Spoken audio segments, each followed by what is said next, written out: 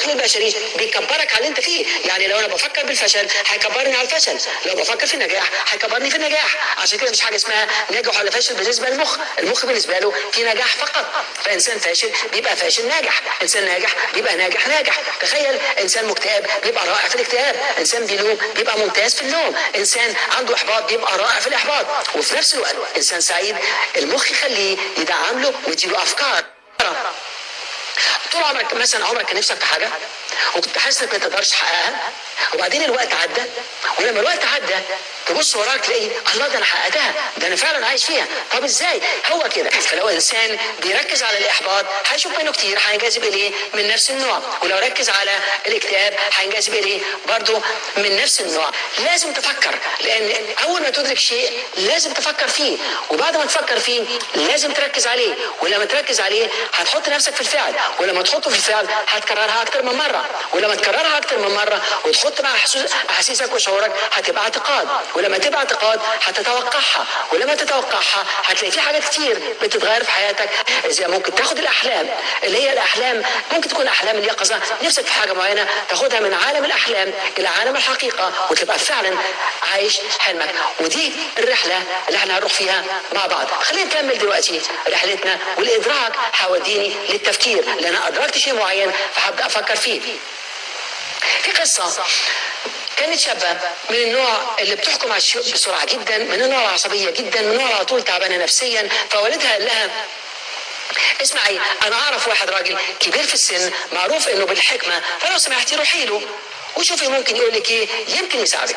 فطبعا البنت ما ضيعتش اي وقت وراحت لهذا الشخص وقعدت خبطت على الباب، وسابوها فتره كبيره جدا، سابوها حوالي ساعه بره، لكن هي كان عندها التزام معين وقعدت تخبط تاني، برضه سابوها تخبط تاني. وبعدين اخيرا لما خلاص كانت هتمشي طلع لها واحد راجل بسيط جدا جدا، يا دوب لابس هدوم بسيطه جدا جدا، واول ما شافها راح قافل الباب في وشها. هي طبعا كانت متضايقه جدا وراحت ماشيه ورجعت تاني على البيت وقالت لابوها ايه الراجل المجنون ده، ازاي توديني في المكان ده، انتوا ضيعتوا وقتي على الفاضي. ابوها قال لها اسمعي، على كل حال اعملي زي ما انت عايزه، بس انا عارفه كويس قوي وعارف انه عنده حكمه ممتازه، فلو تحبي روحي له تاني. البنت طبعا ما رضتش، قالت كده تضيع وقت، ونامت في السرير وبقت متضايقه جدا ومش عارفه تفكر ومش عارفه تنام، ولقت نفسها الايام عدت واكتئبت زياده. وبعدين بعد اسبوع قررت ترجع تاني لنفس الراجل، وراحت وسابوها بره نفس الوقت. وبعدين الراجل راح فاتح الباب، اول ما شافها كان لسه هيقفل الباب، قالت له لو سمحت، عشان يعني انا جايه من بعيد وتعبانه جدا وجيت المره اللي فاتت وقفلت في وش الباب، وبعدين المره دي بتعمل تاني، لو سمحت انا بس عايزه منك 5 دقايق من وقتك. الراجل قال لها طب اتفضلي، عايزه ايه؟ قالت له انا بس عايز اعرف ازاي ممكن اقدر اتحكم في نفسي.